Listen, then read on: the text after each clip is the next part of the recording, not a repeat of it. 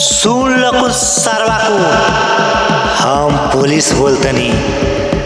जहाँ तोहनी के तीनों उखी रहरी गाड़ मरवावतल सोन, अपन सामान खड़ा कर सोन, हमनी के सामने चलिया बसोन।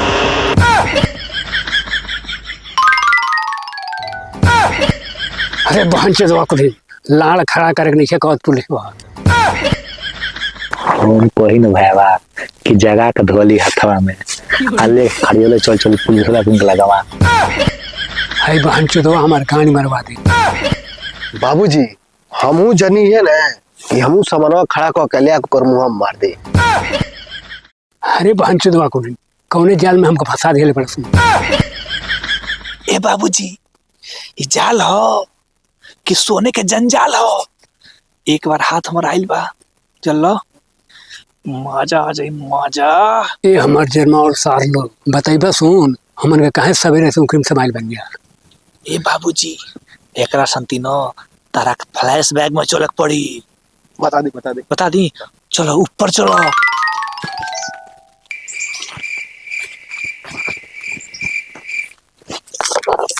दीदी सुना तनी, जब हमार बियाह भइल ना त हमार पापा 7 लाख दहेज देले रहन और एगो कार देले रहन। दिल घरवा बड़ा अमीर बना को।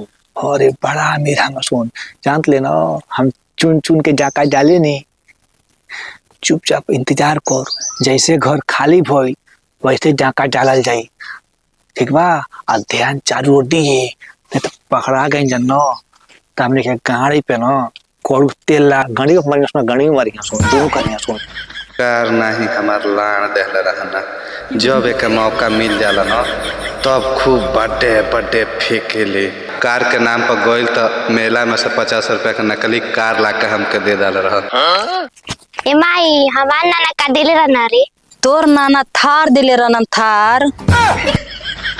अरे वो तो भैया ना जानता ना, थार देहले रहना कि गाड़ फाड़ देहले रहना।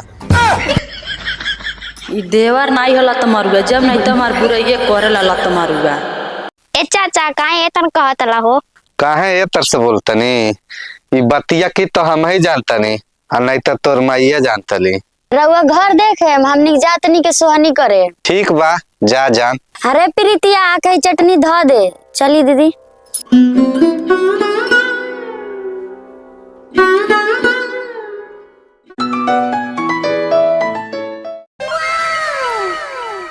हेलो बोला हो रानी। का हो राजा मिले नहीं गो? अरे तू कहता अबे चलिया तनी, हमर मौगियो नहीं बिया घर है। त आव। ठीक बा चल घरवा में सन्नाटा हो गइल। चले के हाँ बुआ तो घरवा खाली हो गइल। मुंह ठाप ले।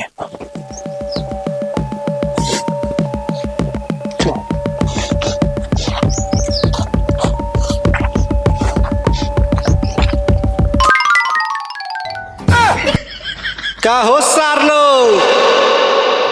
निकलवा जा क्या हम ही अंदरवाई आया गई ना तो है जंचवा में तेल लगावले लाए आ तीनों जना के गाड़िया में पारा पारी डालो।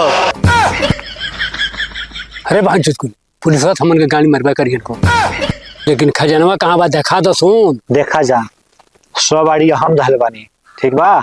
तो आधा हमारा हक भइल, हमारे लड़वा तानी के बाप भाई हो त का भइल? कहो सार चोरिया में तो हमू रहल बा ना, भले तनी हमार बाप भाई हो का है, आधा हिस्सा चाहिए हमके। ए हमार सार लोग हम तो हमार बाप हई, आधा हिस्सा हमके चाहिए। हमार लड़वा चाहिए, हम अकेले ले हट।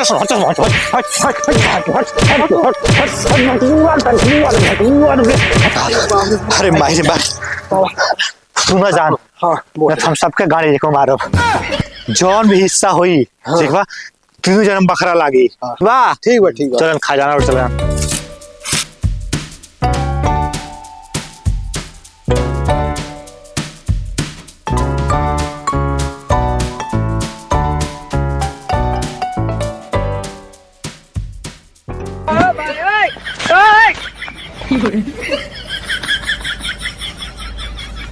有人。